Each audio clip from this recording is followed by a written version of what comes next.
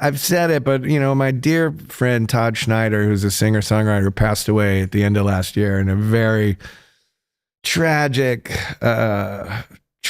fashion. And this record will always have a certain poignancy for me because he was a real singer-songwriter, a real folk hero, a real weirdo, man, in the best way. Yeah. And Todd and I had a relationship revolving around poetry that I don't have with a lot of people. But he was like, can I come down to the studio a couple days? And I was like, yeah, man. And he was just like, how do you guys communicate without saying anything? It's like weird. It's like, is this ESP? Is this magic? What is it? And I'm like, because my brother's more put together. So Rich, when we come up, but I'm like not put together. So I'm like, dude, You're weaving in and out. Our whole life, he's like, this is the chorus. I'm like, that's the verse. Yeah. And that intro, that's the chorus. You know what I mean? So I'm arranging stuff. And Rich is trying to keep up with me. Also, he's got his thing. But we work really quickly. And I'm sure it's the same with your brother. After a long time, we don't have to talk. I can just be like, and he knows, or he can do something. Exactly. And we don't have, and it just starts to like go and build and build. And so 8 days later, we were kind of finished. And I was teasing with Jay Joyce, our producer. He was like, well, that's it. And I was like, you want us to come on Monday? We'll make another one. You know? It was like that kind of vibes, And I have to say that I've sat in studios now since the 80s with my brother, and I've done thousands of concerts with him. This is hands down to me the most spectacular music that he's played. The guitar stuff he was doing, the solo, I was just like, wow, man, Rich, to me, this record is really Rich's masterpiece. Bad times, I don't want to have bad. You live in LA, right? I've been here forever. Yeah, me too. Well, I mean, I was in New York, and then I'd moved back, and then I was in Marin County for a little while. Oh, yeah, that's nice. And then we were in Telluride for a while. My wife's from NorCal, so okay, she likes the was weather. Born and bred to hate it here. Right. People from Southern California always get excited if they take a trip up north. But no one up north will ever come down south unless there's like they have to. Yeah. Which is hilarious. It's more work. Yeah. And there's still, I spent a lot of time in the Grateful Dead world, and like the late Phil Lesh was always super serious about, from like Central California to Southern Oregon, we should be our own state. There are a lot of people that I think about that in California, because if people don't live in California, maybe they wouldn't understand what we're talking about. But you do feel a divide. I'd say Santa Barbara is the tip of Southern California, and it feels a little NorCal, but it's still. Yeah. It starts to be central. I mean, it's a huge place. So within just the size, there's, regional identities. Yeah. Which is funny because in the corporate scheme of things, and as the world removes us from our regional identities, I'm Southern person. I'm from Atlanta. I'm from, that's some. The other day, I go, that's not Southern. I was like, what are you talking about? Yeah, Georgia is pretty Atlanta, Southern. Yeah. I mean, check out the map. You know? You could drive to Alabama. You could drive, like Atlanta is I like to think of it as a centralized kind of location for the South, in the sense of like a culture was built there where there's a music industry there now. There's a lot of metropolitan things, it's almost 8 million people there. Yeah, but it's Southern. When I left in '89, really, when we made our first record, it was a big thing. But when it went to 3 million people, like in 1988, 89, like our whole scene, the whole music scene, art scene, my friend JT had this thing called the Mud Shack every month, and it was like a poetry reading thing, and everyone with their poems were always like, I live in a city of 3 million people. I'm like, it was like as if it was a big deal. Yeah, it was a big deal. Yeah. And now, I mean, it's I don't recognize. I mean, I don't really care about. I don't identify as a Southern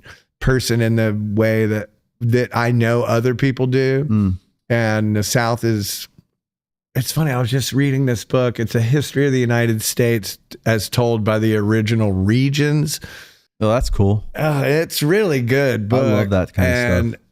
And mind blowing, it's mind blowing the myth that, the creation myth of the United States. There's many different narratives and many different stories, but we chose the Puritan one, which is still wreaking havoc with people today. We see it today. You know what I mean? We see a lot of our fear and ignorance and negativity coming from these people who were asked to leave an England and a Europe where they didn't leave like on their own. They were like, you Kicked guys out. gotta go. Yeah. In a Europe that's still burning witches and stuff. These people are too far out. You know what I mean? Like, as an Atlanta's really progressive place, man. Yeah, you know what absolutely. I mean? Not perfect, but the ripples of like the progressive racial attitudes, and of course the business people in Atlanta. Coca-Cola was a huge thing, But people always say, I'm like, I didn't have anything to do with it, but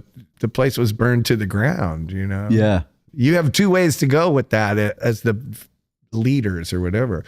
And they decided that's why Atlanta has a huge Jewish population, a lot of like gay people and queer people always in Atlanta, and that black people, because of the black universities there, the black middle class had so much more power, economic power and social power, that they used to say Atlanta's the city too busy to hate, It's like in LA, I feel like, and I do want to ask about Atlanta, but I will say in relationship to that, LA, I feel like if you grow up here, which I didn't, but I have tons of friends who did. I've been here for 20 years now. So I feel like I'm in the inner community of people who grew up in LA, which is closed off when you first get here. You're like the people who live here are different than the people who move here. Of course. And got married, raised kids, got to know some people. And I noticed like everyone grew up knowing someone whose parent was famous or owned that big company or did that. And they all grew up with this idea. In some ways, I think is really good. In some ways, could be really limiting to the freedom you have, which I agree with you on growing up. It's your perspective of what that is. If everything is duality, in that way. So I completely like both things are true. Yeah. Yeah. But it really depends on what you do with the experience and the information. You know what I mean? Totally. Like, given another set of circumstance, would we have been more business savvy? We just wanted to make record, we wanted to make a record. Right. You know what I mean? We wanted to go on tour. Right. You know what I mean? We didn't really, there was nothing involved in any of it that would have pointed to and or dictated like getting on a 40-year career of doing it. We kind of thought like most of the bands that we loved, you make some music and then you go out, and if you're real and it's good, then it blows up in your face anyway, or that that just wasn't a thing. I think here you would maybe have access to see the sort of building blocks for careers and things, and to see what you could really get out of it in terms of the materialistic sort of world. We were like, money, you know what I mean? Like as long as as long as we were completely out of control at all times, that's what we were looking for. Or at least that's what I was looking for. I would say probably though, that was a really good thing, because when I look at your band and I look at the span of your career and I look at back, but I was listening to the live record from last year that you did at the Greek. What, Jimmy Page? Yeah. Thing? Yeah. That blew my mind. Yeah. It was so good. In a time where you don't listen, I think live is back in a big way where people want to experience music and it's great. But in a time where bands haven't necessarily been toiling over their live show over the last 10 to 15 years, if we really put it on a wall and analyze like the craft of live, where you're not forcing. Craft is the word, that's the. Right. And it's something you got to kind of toil over, and then you go out on stage and let it happen. But there is something about a presence live versus like forcing something live. That's, we hardly could ever be that clever. Right. But there's something but that's the thing is like at the highest level, if you look at something, and it might be that the person who's delivering that, expressing themselves, what, your band is unique to this. And I'd say there's a very small category of bands that can do this. You could play on stage with Jimmy Page. It's completely natural. It's executed at the highest level from a listener perspective. As a person, I love music and I feel more like a fan. I've always felt more like a fan watching. But when I see people executing at a high level and I'm inspired, it's not that I go, I could never do that. I couldn't do it because it's a different animal. It's like, of course. And so I listen to that and I just marvel at it because it's just hard to accomplish those moments, and they're live and they're not like orchestrated to happen. It's like you're watching something. It's not put together in that way. It's cliche to say at this point in time. It's cliche because people love to throw terms around. It's organic. It's this. I'm like, but if you're saying it sometimes, then that doesn't necessarily mean that that's what it is. I mean, in our case, it was funny because we start out like, well, my dad had a top 40 hit in the 50s with like a Bobby Darin kind of rock and roll song. Boom, dip, dip. Your dad did? Yeah, my dad was a singer. Oh, wow. And then in the early 60s, he was a folk singer. He was in a folk duo called the Appalachians that were on ABC Paramount Records, who made a couple of singles. So it wasn't out of the, you know what I mean? So there's a musical thing there, but by the time Rich and I want to make music, we don't watch MTV and we don't listen to 96 Rock or whatever in Atlanta. Yeah. We're like, oh, you know what I mean? We're like X and the Gun Club, and we're like the English music and, from the Clash and the Pistols and stuff. But now we're into Echo and the Bunnymen, and now we're into this. And the first shows I could go to were like all ages punk shows, And so this is the early 80s. So we're kind of at ground zero for like the whole hardcore thing. And that was really the energy of that and the DIY part of that. And that we were outsider kids living in a suburban thing where other kids are listening to Van Halen records or they're listening to whatever is on MTV. You know what I mean? Cool, good, whatever gets you through the night, but for us, to come from this background, but we loved records, and I loved records, and I liked Bob Dylan just as much as I liked Joe Strummer, and I saw like there was a connection, and I agree with that. And I liked Mose Allison records, and I liked jazz and bluegrass. And my first records are all funk records. I only listened to V103 FM in Atlanta. This is before hip hop becomes the main catalyst for like black culture and what's happening in that world.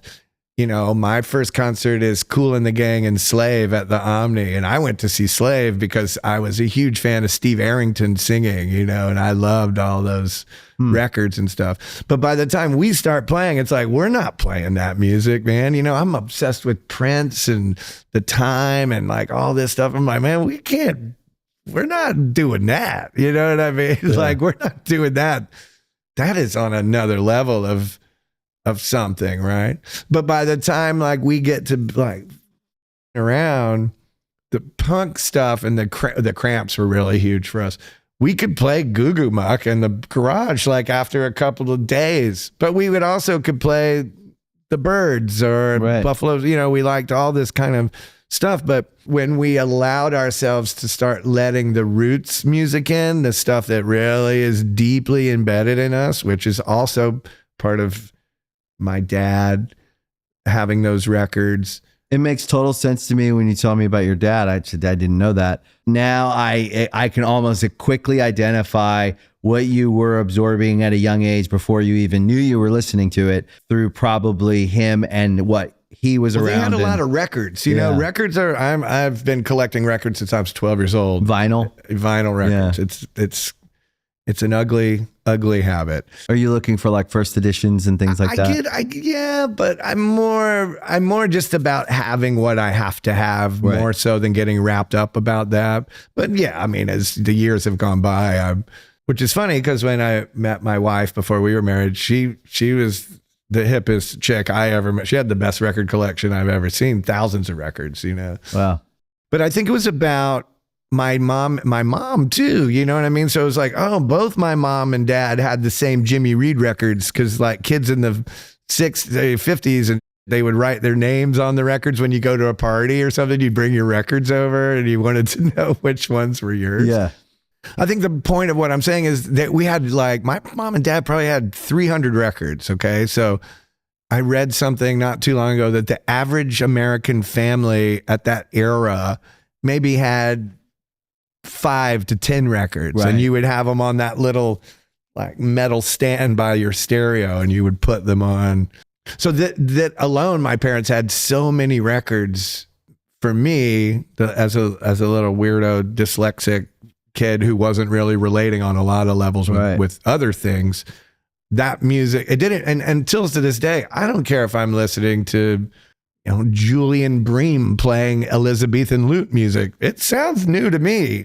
And when it's happening, it's alive and it's real and it's changing what I need. I need it.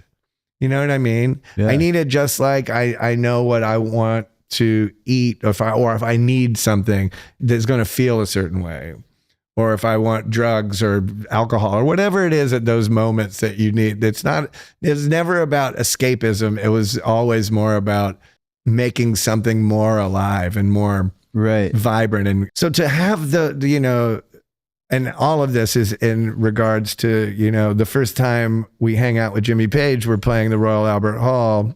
And I had, when I was a kid on our first tour, I had to open for Steven Tyler and Robert Plant like back to back as a front man, you know. And Robert and Steve, they're both amazing. And I see Steven much more than Robert, but Robert brings Jimmy down to the Royal Albert Hall. And we're like, of course, we're like, it's, you know, as if being friends with Robert Plant was normalized at this point. You got used to that. Yeah. Oh, it's Robert. Yeah, you know? yeah. But Jimmy comes down, and back then, you know, we have a big stereo system in the dressing room, and we're always playing music and stuff. Totally. And I had a big case with like maybe, I don't know, 200 CDs in it or whatever that would go everywhere. We didn't have a turntable.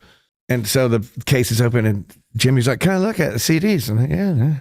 You know what this is? You have this, because he's really into records too. And that kind of was another way for us to, then he saw the show, but that we, you know, you'll meet so many people, and I love Led Zeppelin, but our love of the same things, a generation away, you know, in age, but my love of the same things that Jimmy loved when he was a kid really was a big part of the bonding.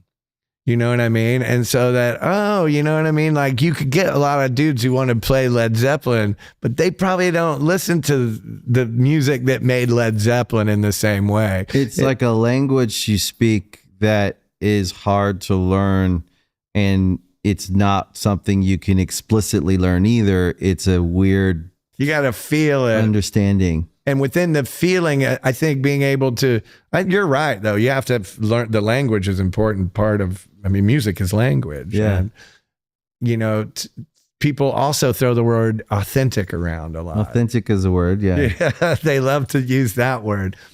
But I think it's the feel of things. And I think one of the issues I have with young bands, I work with a lot of young bands, and we go out and try to see as much music as I can.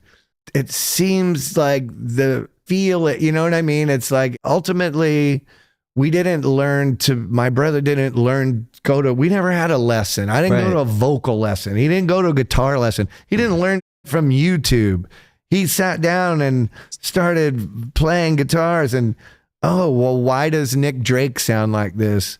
Because he's in open tunings, and we love Keith Richards. Keith Richards in open tunings. Stephen Stills plays in open tunings. So my brother would figure out, this is before, you know, he didn't ask anyone. He just had to figure it out. And I think those kind of things are something that, it's like the artists who paint. Yeah. They just paint. Yeah. They didn't go to art school to learn how to paint. Or if they did go to art school, sometimes they learned all these things just to be able to toss them aside and kind of find your own vision, your own, what the textural world feels like. Well, there's a feel, I'd say, throughout your entire catalog that would be very hard to explain, recreate. In fact, I would say if we just zoom out and say in relationship to your 40-year career, which is very hard to accomplish. Yeah, it's crazy. Plenty of people quit and you go, I know why. I understand. I kind of am jealous of you. Like there's something that calls you to keep doing what you're doing and you can't explain it. Because if you could quit, you would kind of, because it's hard in a way, like the torture of sometimes needing to do something and you make a record and sometimes you're not satisfied with it. And then you like, there's a lot of different experiences here where I tell people with music sometimes when someone's like, how do I, a kid walks in and they're 18 and like, how do I do this? And you're like, all right, what advice would you give me? And my first thing I would say is don't do it unless you have to, because you're going to give more than you get if you're really in this. And if the giving's better than you're getting. Yeah, exactly.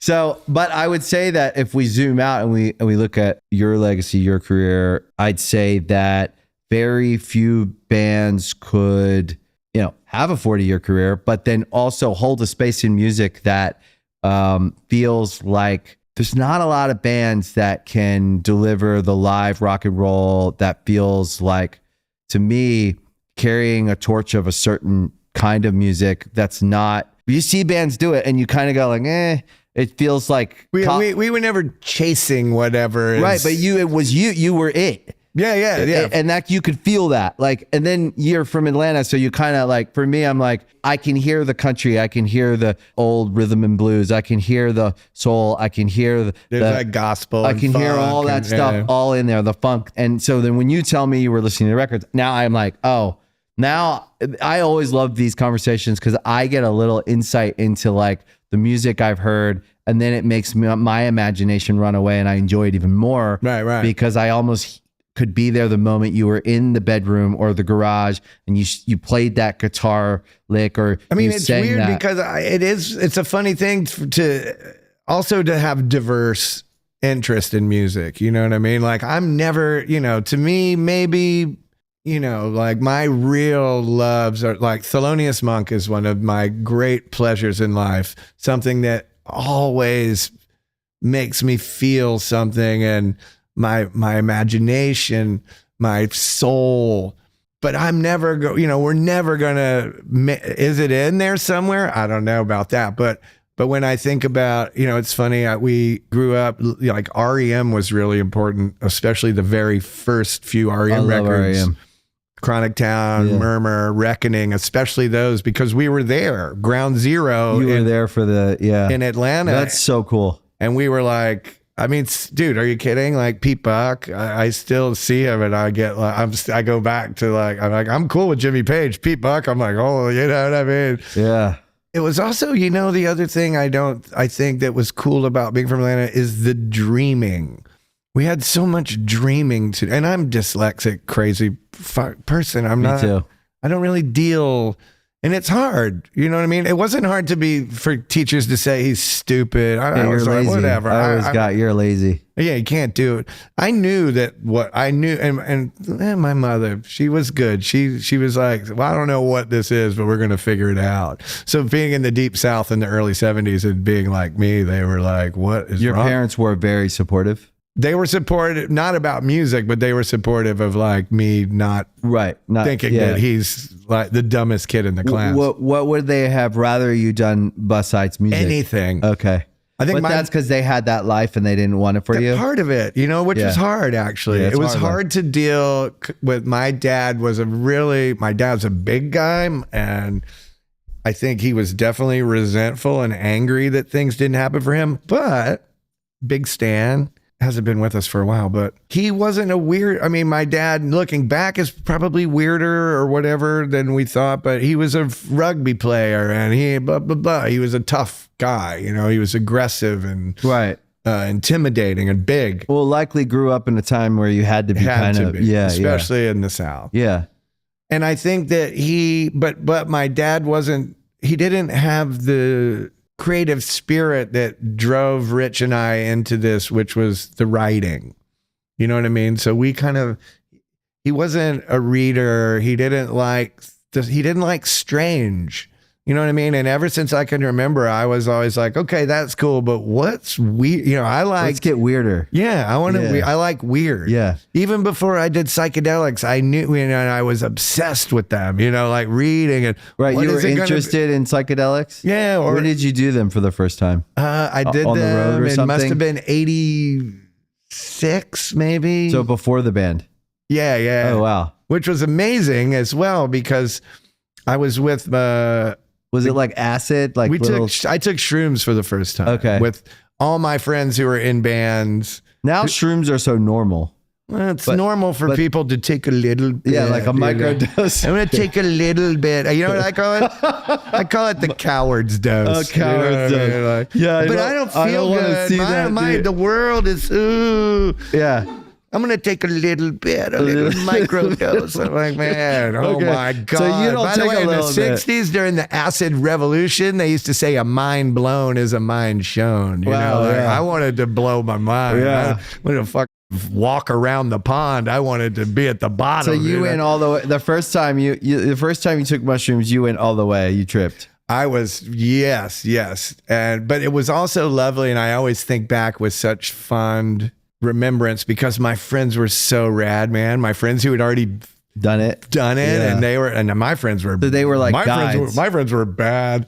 But you know, they were in bands too. But Yeah. I remember having my first moment of, this, and they were like, it's, you know, it's being so kind. They were good guides. amazing. Yeah. And it really You need that, I think. set yes. Yeah. And it really set the stage for, and I can look at it and it's indicative of that scene we came from. Yeah. When we were all kids and everyone wanted, you know, I try to explain to kids, everything was bands, man. You know, like it wasn't we didn't have money to go to the basketball game to see the Hawks or whatever. It was bands. Man, I got to get on the guest list. You know, you get 5 people and be like, man, are you coming? You know, like this whole, but everybody was in a band. And if you weren't in a band, you were making the stage or you were making art or you were poets or you were junkies or whatever was going on. Were you a poet as well? I mean, that's what I have a hard, when I use the word poet, I use it in a real classic term. Like you wrote some poetry. Well, that's how I get involved. That's the only reason that I even thought that we could do this is because, okay, so now, you know, Rich is playing guitar and I didn't know I could sing. And my dad definitely told me you can't sing. Wow. Yeah. As a matter of fact, if you want to hear the Southern colloquialism that my father used, I would love to. he said, you can't carry a tune from the well to the house in a bucket. Yeah. And I said, all right. And he goes, if you want to be Mick Jagger, you can get the out of my house. Wow. And which was funny because my brother, it was fine. Right. Like he was cool to live in the house. Your dad was okay with the guitar. It wasn't even about the guitar. It was just more about I represented something. Not only was I interested in That kind of but stuff. I represented that to him. Right, because you were walking it. You were living it. Yeah. Before you were the lead singer of the Black Crowes, you were the lead singer already because you were walking around living and I breathing. had the ideas. Yeah, you were being yourself. Yeah. And sometimes I think that's interesting too because sometimes we don't fit in anywhere until we get this band thing Dude, right. in the early 80s in Atlanta, the Dead Kennedys now is something everyone's like, yeah, cool. Right. Back then, people would be like, you can't say that or something.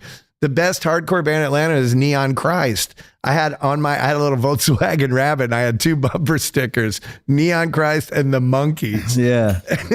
I had a stack of Neon Christ stickers because anytime I was out in the suburbs, someone would rip it off the car. Yeah. Because it was offensive to them for some reason. Yeah. I think it's cool though when you're this individual, and I was a little bit the same way. I didn't fit in because I just didn't want to be like everyone else. So I found differentiating myself made me feel better. Of course. And you find your tribe. You find your little people, yeah. You find the other kid who knows what that record is or that pen you have. Yeah. I mean, I went to high school club. with the first time I wore black Chuck Taylors. They were like, "What are you, gay, dude?" Yeah, I'm like, "Gay? Yeah. No. Yeah. Have you not seen the Ramones? They wear the. Yeah, exactly. You know what I mean? They were like wanting to be some guy in like the band Alabama. You know, they would got all the rednecks would wear like Alabama or like a Hank Jr. shirt. They would want to like kick your. Ass, you know? It was real back then. You would get dude beat in up. Atlanta. If you're like. Walk down the street in a million dead cop shirt. Someone's pulling over to punch you in the face. Yeah, what's that mean? Yeah, you know. It's a band I like. What? So at the time, your dad is kind of. You probably felt some rejection in that way. Of course. And I mean, of course. Did you guys ever? Was he proud of you after? Like you had the success? He was proud of me after and of us, but it also. It was a weird thing to navigate because of our relationship. His jealousy of it was weird to navigate because you know, you like to think, you know, and I have 2 kids, you know, and I'd like to think I've been far more accepting, but there is this phase in your life, no matter what, where your parents really are, you know, the Godhead of what's going on. I was just gonna say that. It's like God. And, you know, when I was, before I let it all go, I was an athlete. You know what I mean? I played Little League football. I was the littlest, scrawniest kid out there, but I would mix it up. And you were pretty good. I'd look over, my dad would be like, "That's cool." Yeah. My dad would make me go do martial arts and you fight some other kid in a tournament. And they look at you, I was like, "Are we going to hit each other?" You know? And he was proud of that. Did you enjoy that stuff? Or did you enjoy making him proud? I did like playing football. Yeah. And I played soccer before that. And then I played high school basketball. I liked basketball because my dad didn't know anything about basketball. Right. That's interesting. But it was a certain, you know, it's like anything else, you know, 12 to 13 and then 16 to 17.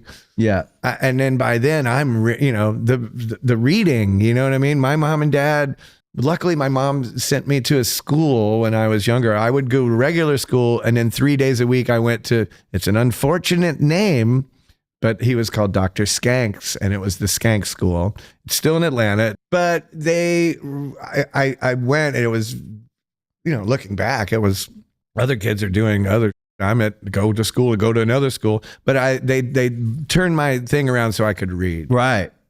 That was it's still everything. And then to me. you like really found you found yourself so boring. In the books. All I do is read, but it was incredibly important because it opened up an entire world to me. Right. You know what I mean? And it your opened up an imagination. entire world of and my interests are varied and I'm a deep dive. You know what I mean? No, I can tell. There's nothing surface about anything that I'm interested in. That's just the way I am. So by the time I'm, you know, okay, cool. I like Edgar Allan Poe. I like this Franz Kafka stuff, you know. Yeah. Oh, I like these poets, Gregory Corso. But once I get to the beats and I get to Kerouac and Ginsberg and Gregory Corso, and then I start to find my way to Nelson Algren and all these other like things. Wow, man, you know, I mean, millions of people read On the Road, which by the way, I don't even like anymore that much. But realize when Jack Kerouac says, I knew I wanted to get out in the world with all the mad people, all the wild, you know, and that was, I mean, even my mom one time, like being furious, like, you don't have to live like are you copying the books you're reading? I'm like, Mom, I'm not copying anything. They're inspiring for me to know that the world is full of adventure. The world is full of experience and poetry and also full of disappointment and pain and sorrow. Like, I'm not afraid. I was never afraid. Right. You know what I mean? Yeah.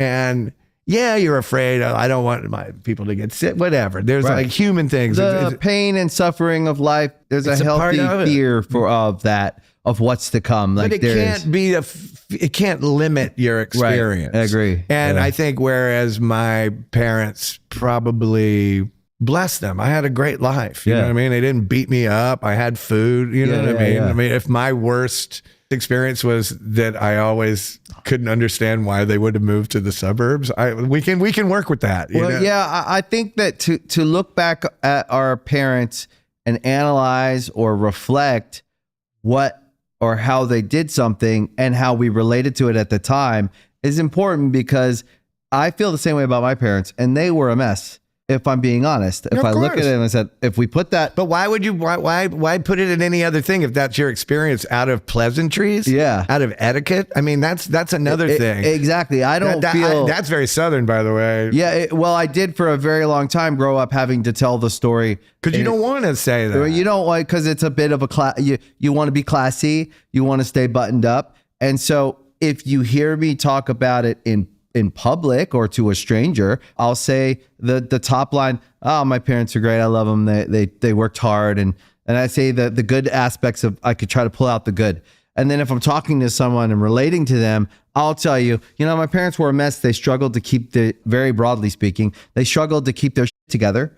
They struggled to do a lot of things. In the end, the family blew up and it was dysfunctional. And my dad left when I was, 13, 14. My mom struggled with mental health. And you look at it and you go, yeah, those are people who were struggling to function. Yeah. And I love my parents. My dad passed away. You're allowed to, as an adult, you're allowed as a young person to be able to look at it for what it is. And the story. And still love them. And still love and them.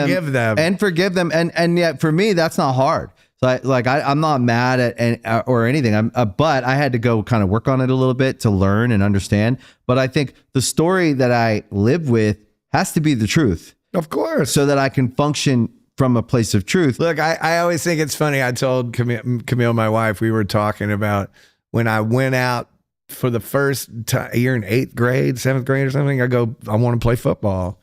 And you have to be 90 pounds or something. Right, yeah. And I'm like 83 pounds. Yeah, and yeah. my dad took me out to the thing and he came over to me and they weigh you to see. And my dad goes, all right, you can do the weigh-in with all your cleats and pads and helmet and stuff. I was like, all right. And he goes, I still don't think you're going to hit 90. And I said, all right. He goes, come here. And he took a brick from the parking lot and put it in my helmet. And I had my shoulder pads on, but he took my jersey off and he put so you couldn't see there was a brick in the helmet. He goes, stand on there. They were like, he made it. Yeah. And my wife's like, that's abuse. I'm like, you know what I mean? I was like, let me in. That's old school. But he was like, yo, man, come by the car. And he put a rock in my helmet. It's a different time.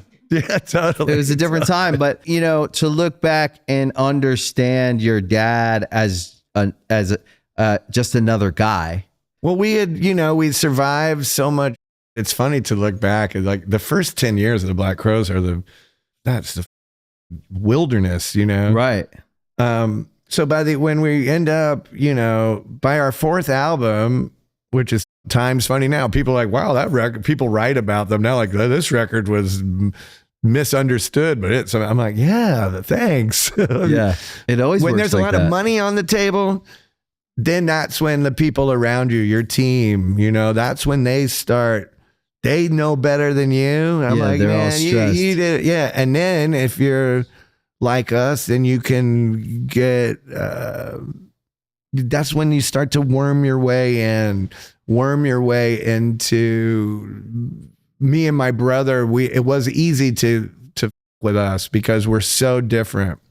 And Rich was hey man, I didn't realize I knew I was dyslexic. I didn't know what OCD was. Right. I didn't realize that every day, every backstage, every people, strangers, all this information coming in with my brother was like, he triggered just him. couldn't deal. He's so sensitive about it. Right. His social anxiety isn't just my friend's like, what is your brother? I'm like, maybe. I didn't know. I didn't know that it was something out of his control. How long did it take you to understand that part of your Till brother? last Thursday. Wow. No. Yeah. It took us till our 30s. No, yeah, totally. Well, I mean, really, until we put the band back together in 2019 is really when I could. How long was that break? It was like almost a decade. Wow. Yeah. Yeah. And were you guys close and talking in through that time, or did Never you? spoke. Oh wow. Never spoke. And then when you got back together, was it like more of like a therapeutic exercise, or was it like We are so weird. We didn't really. I wouldn't want you guys to be any other way. No, there is no yeah. other way. Yeah, of course. I mean, I've said it before, but my wife, Camille, she's a dyed-in-the-wool punk rock Oakland chick, like, artist, former graffiti writer. And we fell in love, and it's been the only relationship that's ever benefited anything in my life. The positivity, the work, and she was the one who was like, listen, let's just start looking at this. And luckily for me, like when because we're too stupid sometimes, it's funny because people go, was it money when we got back? It's a money grab. I'm like, people have offered us money every year. Yeah. It's a music business. Yeah. Every year, it's called the business. Yeah. I play music, but that's the business. Yeah. People have offered us money every year we weren't together to come back, and we didn't want to deal with it. Yeah. But when we decided to, I always remember because our attorney, it was starting to come around that we're going to do it. And I still haven't spoken to him and he hasn't spoken to me.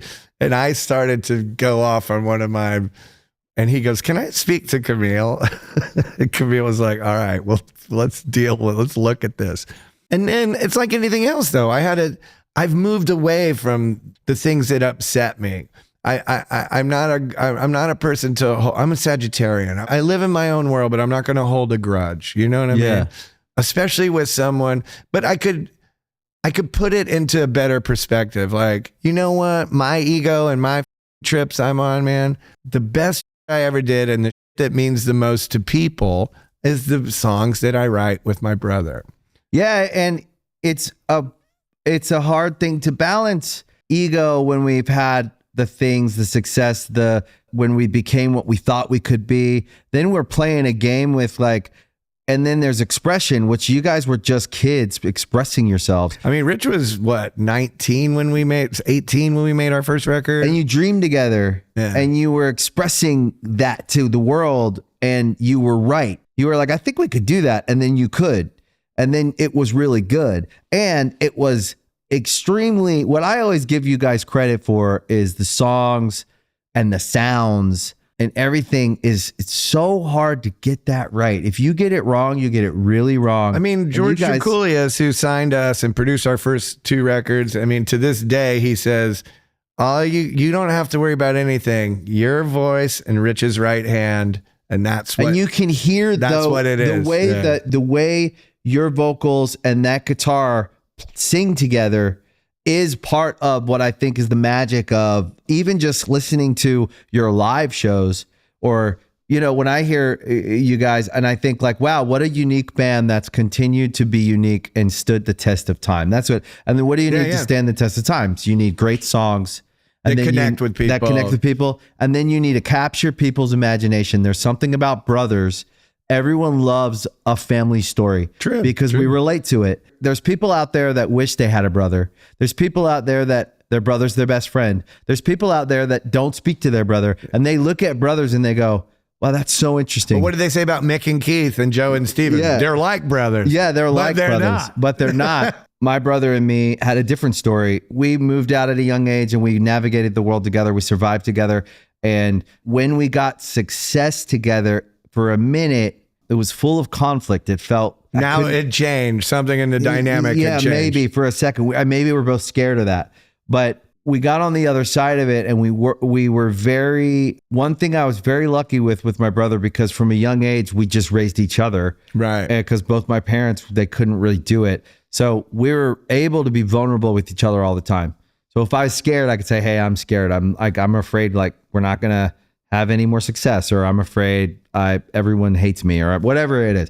I was able to share that with someone and not have to be tough and be like, I don't care, or not feel that could be turned around and used against you. And because right, the music business is full of disgusting people that'll take your secrets. But even people you thought not maybe your real family, but I saw it happen to me, man. Yeah. This guy's your best friend, and now he thinks because of my, you don't have idea. You don't write the songs and you weren't the guy with the imagination, but you think you know better now and you're not going to support me because I feel this is how I feel. Yeah. Because this is what I feel we should be doing. And with your brother. Which worked for everyone when we're selling lots of records, but we're still making records and making music that I'm proud of. And that's the most important part.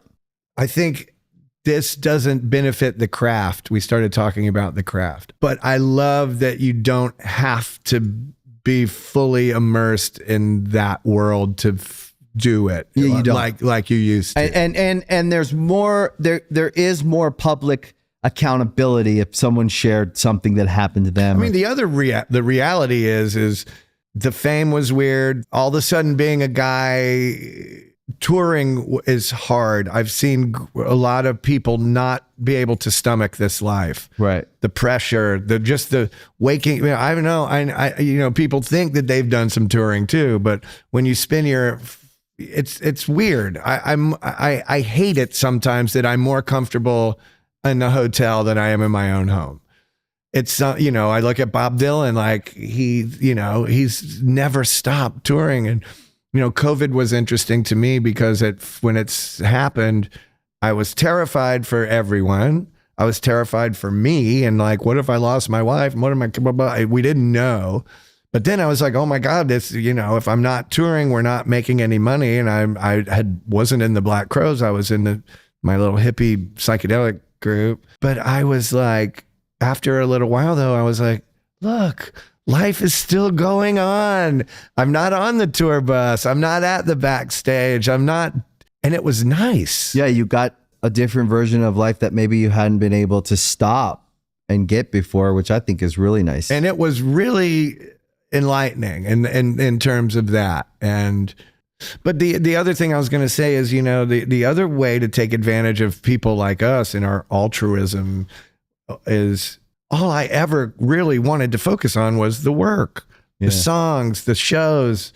You know what I mean? Like, I'm not the type of person to think of what are you going to do on stage? I never thought what I'm going to do. I just go up there and however I'm feeling. It's expression. And it has to be and this is the one thing Rich and I are like, if it doesn't feel good, we know it instantly. We've had a great career. We've made a lot of money. We've done a lot, but we've also turned down a lot of money and done a lot of, because we know that's not us and that doesn't feel good. And nothing about this should ever not feel good. Yep. And that changes some, you know, as you get older and you can see different things. Yeah, it evolves.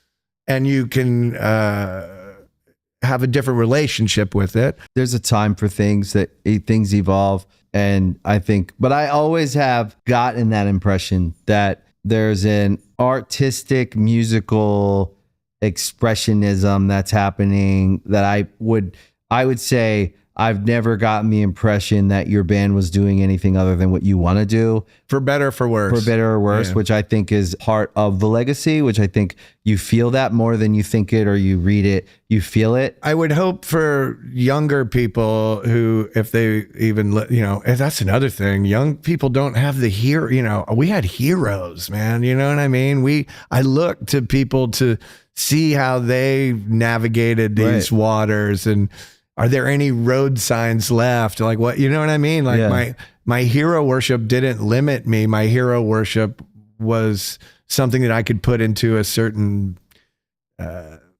construct of, you know what I mean? I never wanted to, I was always happy to be myself, but it could always be like, drugs are funny. Like, why I only did drugs that Keith Richards and William Burroughs did. You know what I mean? I think that's a pretty good. That's a safe. That's a good guideline. With the new record, you guys made it in a very short amount of time. Yeah. And was it you and your brother really like this record was to me, and it will, again, it'll go down with whatever. It was so fun. And it was so funky and loose. I mean, the record's heavy and darker than maybe some of the records we've made, but it was just me and Rich. And it started when Rich actually just moved back to the East Coast, but New York, upstate. Yeah. Okay, that's cool. Yeah. And so when I had told him, because I'm writing all the time, I'm constantly writing and I'm constantly doing this, and he's got pieces. So he sent me some pieces and I said, well, let's go to the studio. I said, but I don't want to go to Nashville. I don't want to go with anything completed. I'm not going to write any lyrics. So we talked about it. So I just want you to know, don't freak out. I'm not, because our Happiness Bastards, everything was pretty much complete except for a few chorus lyric, things. But for the most part, it was 80% done. So what we would do is like, it's just me and Rich, Chad Galactic and the Raven, two of our guys. And I said, set up a drum kit, a bass amp, and a guitar amp. So just like it has always been, Rich and I go in there and Rich will play around and I play the drums a little bit. I'll sit down and start to find the vibes. And we kind of took that to Nashville and told Jay, we're coming in. I'm letting you know, we don't have anything finished. And he was like, great. So we start. And after a couple of days, we had plans for the band to come. Our drummer, Cully, lives in Nashville. So he was there because I'm not playing like that. After a couple of days, we were like, I said, we love everyone in the band, but let's do it. So Rich plays all the guitars and bass. Our keyboard player came in at the end, and Leslie and Mackenzie, our singers, came in for one day. We had so much fun, and it was like truly, that's all we did. I laugh. I said, it took 8 days. We could have done it in 5 if we had had any songs. Right. Yeah. But we work really quickly, and I've said it, but my dear friend Todd Schneider, who's a singer-songwriter, passed away at the end of last year in a very tragic fashion. And this record will always have a certain poignancy for me because he was a real singer-songwriter, a real folk hero, a real weirdo, man, in the best way. Yeah. And Todd and I had a relationship revolving around poetry that I don't have with a lot of people. But he was like, can I come down to the studio a couple days? And I was like, yeah, man. And he was just like, how do you guys communicate without saying anything? It's like weird. It's like, is this ESP? Is this magic? What is it? And I'm like, because my brother's more put together. So Rich, when we come up, but I'm like not put together. So I'm like, dude, You're weaving in and out. Our whole life, he's like, this is the chorus. I'm like, that's the verse. Yeah. And that intro, that's the chorus. You know what I mean? So I'm arranging stuff. And Rich is trying to keep up with me. Also, he's got his thing. But we work really quickly. And I'm sure it's the same with your brother. After a long time, we don't have to talk. I can just be like, and he knows, or he can do something. Exactly. And we don't have, and it just starts to like go and build and build. And so 8 days later, we were kind of finished. And I was teasing with Jay Joyce, our producer. He was like, well, that's it. And I was like, you want us to come on Monday? We'll make another one. You know? Yeah. It was like that kind of vibes, And I have to say that I've sat in studios now since the 80s with my brother, and I've done thousands of concerts with him. This is hands down to me the most spectacular music that he's played.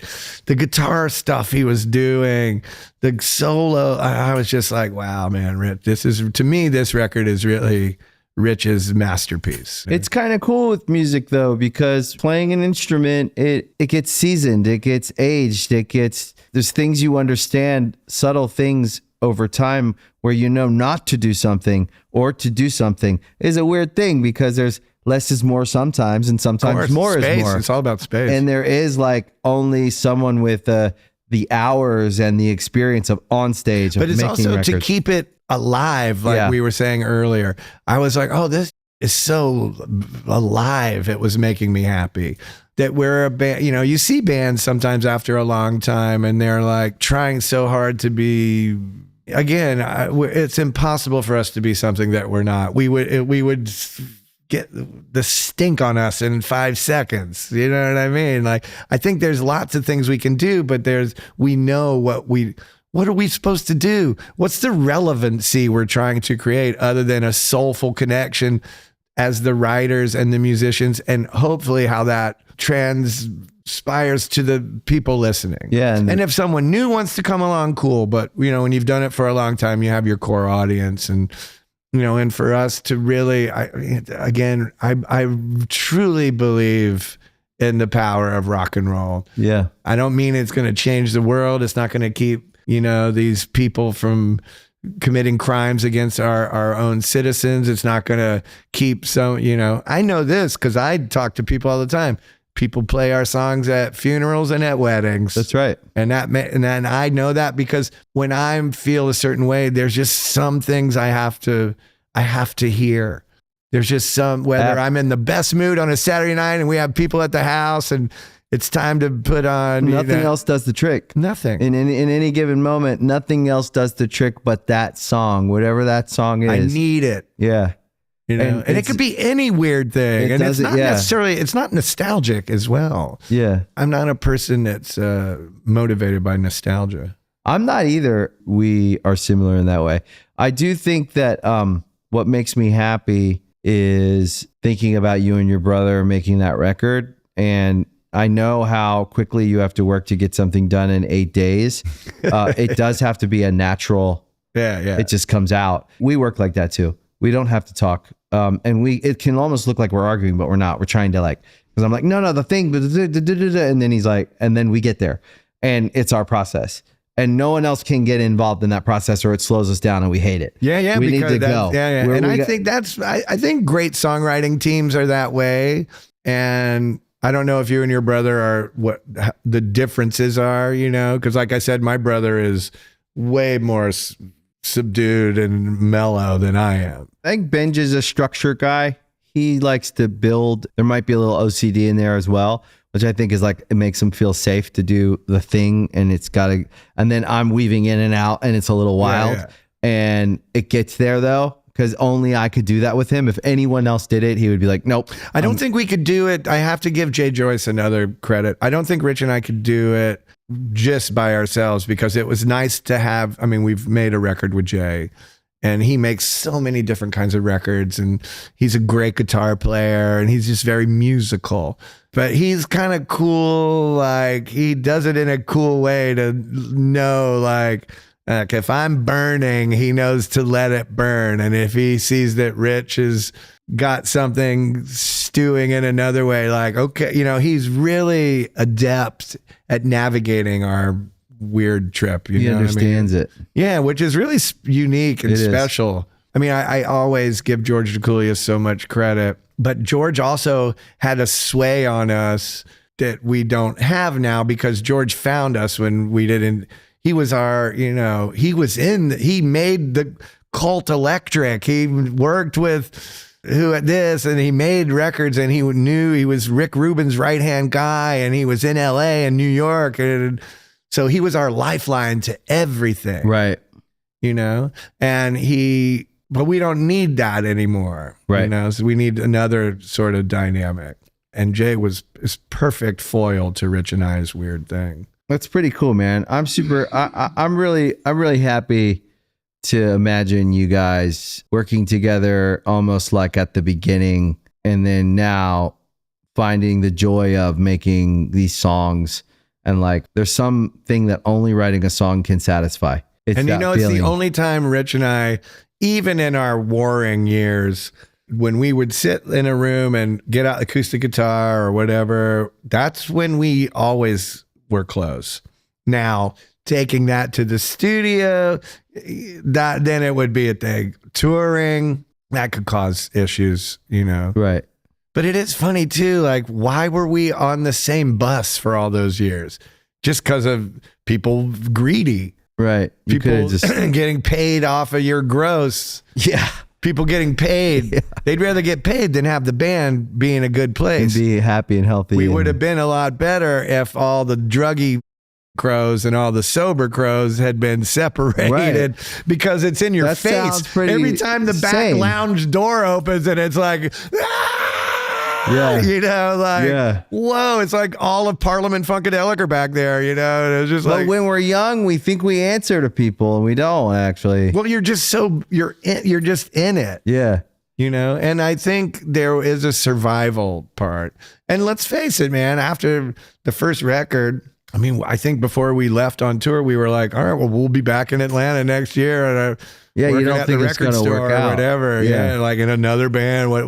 Who knew? Yeah. So then by the time it's really happening, you're just trying to stay on the roller coaster as well. It was so funny because in late 89, early 90, we're here in LA for a long time doing stuff as the record to come out. And I get a call. Izzy Stradlin wants you and Rich to come to his house. And we were like, what? Yeah. Cool. You know? And I live in West Hollywood, so I will always remember going to that house, and I see it every day. And we go over to Izzy's, and I always thought it was cool that he was listening to Aftermath by everything in the records with me. And I was like, oh, cool, he's listening to Aftermath. And he came in and we were talking and he was like, I don't think you guys are prepared. And we were like, for what, an earthquake? And he was like, no, success. And we're like, us? So like, we're not going to have to deal with like what are this. you talking about? Yeah. Like Guns N' Roses, Yeah. which is still on its own thing. He goes, man, all I'm going to tell you, man, when that rocket ship takes off, just hold on. And we were like, okay. And he was right. You know what I mean? He was right. And which is so funny. Rich and I talk about it all the time. Yeah. I like a picture of the brothers. It feels like where you're at now with this record and maybe this tour coming up. I feel like you're doing like incredible shows. Hollywood Bowl, I saw. Yeah. Super excited. Incredible. You know, you can get jaded and you can go like, oh, cool, whatever. Yeah. But like there are moments where I do think if you get the chance to have a second and like pat each other on the back and go like, hey, man, we're still here and we did it. We're doing all right. We did all right. It's funny because we do, you know what I mean? We are at it, and I don't mean this in a lazy way. Yeah. I don't mean this in an uninspired way. Right. But we have a certain ease with our love for each other that we never had. That's nice. And it's really nice. Because you guys, you did all right. Yeah. You know what I mean? Well, it's funny too. I'm like, what's next? You know what I mean? Like I never take it for granted, and I've never lost. I'm opinionated. I'm a lot of things, but I have an innate understanding, and I have a humble heart. I have a humble soul in regards to the tradition that we get to work in. I've met and I've got to share the stage, and I've met the most amazing, beautiful, tortured, funny people that, you know, you're supposed to meet. You meet people because you're supposed to meet them. Yeah. And that has nothing to do with chat rooms or Instagram likes or, you know, For like sure, that. yeah. You know what I mean? Yeah. Like you never know. You know what I mean? And sometimes I look at life and I'm like, wow, what would it be like to, you know, it was funny. My 16-year-old was telling me like, she's a deep diver. And she's like, Dad, you know, I was just in New York. She lives in New York with her mother. I was just with her in New York. She goes, that's where Richard Hell lives. I was like, cool. You know, I love Richard Hell. She's like, he's been there since 1974 in the same apartment or whatever. And I was like, what? You could live in one place that long? Yeah. And I envy that, but I also would never be able to understand it. And as I get into my 60s, I'm like, I want to find some place where is like home now. Where do you think that is? I mean, maybe NorCal, but I think Camille and I would do ourselves a disservice if we didn't attempt to live in England for a while. Oh yeah, England's kind of I'm cool. not just saying that because I'm all about the Blues, man. Yeah. Chelsea football. I Yeah. mean, we beat Napoli you in the love Champions Chelsea? League yesterday. Oh, you love Chelsea? Oh, yeah. Oh, wow. Yeah, I'm Yeah. huge. One of my huge. best There friends we go. is a Chelsea guy. Blue is the color. Do you go to the Football games? is Yeah. I was there a couple weeks ago. I went to a Chelsea game like 2 years ago. It was cool. at the bridge. Yeah. Nice one, man. Yeah. Yeah, you're really living the nice life. Yeah, my friend is a big Chelsea fan, and he's Really? like, we were in England at the same time, and he's Nice. like, you have to come with me, please. So I went. I'm not a soccer fan, but I like the It's whole. a cool vibe It's when you pretty get cool. to the bridge. Yeah, It's yeah. pretty cool. I'm up at 4:30 when they have the Watching the early games. game. Like, yeah, I'm obsessed Chelsea. My brother-in-law is a huge Arsenal fan. Of course, that was my And son. He's up at 4:30 in the morning Oh, too, yeah, watching these games. I'm like, holy shit, dude. I it's a love work it, day. but it's also people think I'm crazy, but especially now, you know, when you wake up in LA and it's 70 degrees and beautiful. I could wake up at 4:30 in the morning. It's still dark out. Cold. Have a cup of tea, some beans and eggs, my HP sauce, put the match on. It's raining and cold and everyone's freezing. And Yeah. I'm like, yeah. This is living. Also, do you feel like, because you guys are big all over the world, are there any cultures that's kind of like sucked you in because you felt understood? I remember when a certain couple places when we went on tour the first time, maybe, I don't know what it is that made me like feel so much love for that place. And it could have been, it was my first time there and it was a romantic feeling, or it felt like they understood us or something. I don't know. But like there's certain places in the world I could live because of the experience I had when I first went there. Of course. And it'll forever be like, was England like a place like that for you guys? Because I feel like they we've love always you. been Anglophile, Right. You know what I mean? And Atlanta was a very English place for a long time. So I feel very comfortable. I grew up loving English everything, but especially English comedy. So It's funny, the sense of humor and the way everyone's so nasty and horrible sometimes is really it's pretty funny. Suits me. I mean, the one place that speaks to me on the deepest level is Jamaica. Oh, wow. I have my people there. Steve Positive, Rasta Bentley. If you're listening, the hurricane has been devastating, but Jamaicans are resilient. Jamaicans are unlike any people I've ever met. And I've gone there I've been going for over 30 years and I haven't been murdered, which is nice. You go every year? We try. It's been, I didn't make it last year. I've never been. Always wanted to go. There's like anything else. If you go to a resort anywhere in the world, you're just at a resort. Right. My Jamaica is I like to be in the country. I like to be, with my Jamaican friends. Oh, you have like a little community there. That's dope. Yeah, we have that's the way you really experience somewhere.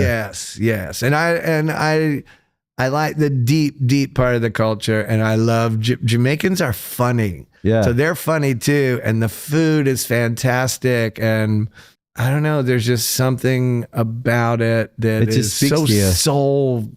I know this is my soulful connection. A lot of that might have to do with growing up in Atlanta. I'm a white man in Black Mecca. Yeah. I think you're a soulful guy. I think that your like soulful things speak to you. I think you probably are more in touch with your soul or that soulfulness than the average person, which is I think when you're an artist and you're making things and you're interested in other artists and you're thinking on like a different plane a little bit, when you get into that long enough where that is the language you speak and it's not unnormal. Yeah. Because we're very lucky as artists that's not abnormal for us. Where some people to do anything artistic is like a going out on a limb. Yeah. Whereas we're like, I don't know, go make it. We'll see if it's good or not. Who cares? It's really the only time that life isn't just chaos. Right. And when when you're making something. And you express yourself without knowing you're doing it because you've been doing it for so long. So the way you dress is the way you dress. But you walk in a room with people who can't express themselves. They're like, whoa. And you forget, like, I just put my clothes on and I make some decisions. That's how I want. I've always been a dandy. I've always had that, even before I really knew the intricacies of dandyism and the political sort of social implications of what that means. It is funny. If I spoke French, we never would have met today because I would have moved to France 100 years ago. But as English as I am, I drive people crazy with my French. You love France. I like France too. Yeah. Spectacular. I like France too. Wow. I really do. I enjoy France. I love it. French people get a bad rap. Yeah. Nah, they're just cool. They're the best. And they're they funny. have a way of life that is, and like everything else, France is a big place. So you have regional things. But the French really know how to spend the day. It's pretty cool. Yeah. Me and Nicole have always had a good time in France. It's like a special place for us. And I really enjoy the people there. So I love French cuisine.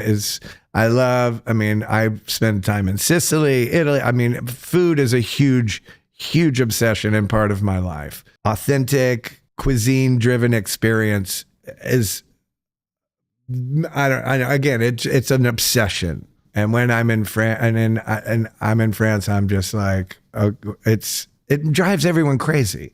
we don't have a date in France this year, but if we did, I would already have every meal planned out. Yeah, and you're like, we're staying 4 days after. and we're doing eating. I am 60 at the end of the year, and my best friend is a restaurateur and a chef in New York, and he's deeply in with everyone. You're gonna do a big blowout. We said maybe let's go and let's see if we can get gout in 5 days. Yeah. How do you get gout? My duck level fats are dangerously low. Oh yeah. Well, gout they used to call the king's disease because of all the rich foods. Oh, okay. And, yeah, like That's funny. fatty things. Yeah. And that. Get gout. Yeah. Call it the Get Gout Tour. That's right. The 2026. Gout tour. Gout or bust. Yeah. I mean, literally. Yeah. I just think you guys are a band, and I think that every time you show up, it matters, and that's just an interesting place to be. Yeah, thanks for saying that, because I will remember that when I'm like maybe having a moment of like, what the It's the truth. I mean, you're at a place where you get to decide. You really do. Yeah. And when you show up, it matters. And I think that a lot of bands dream of being that band. They dream of getting there. And they've had, it's interesting. Like someone could be on their first, their second, their third, their fourth hit. It still isn't done. Still isn't decided. Right? That doesn't matter anymore. Yeah. What matters is actually the things we don't have to say about your band actually matter the most. And that's something that you become, you live it, you decide it for yourself. And bands forget how to decide for themselves. Like you were talking, people get in there and they start scaring them into this direction or that direction because of this and that.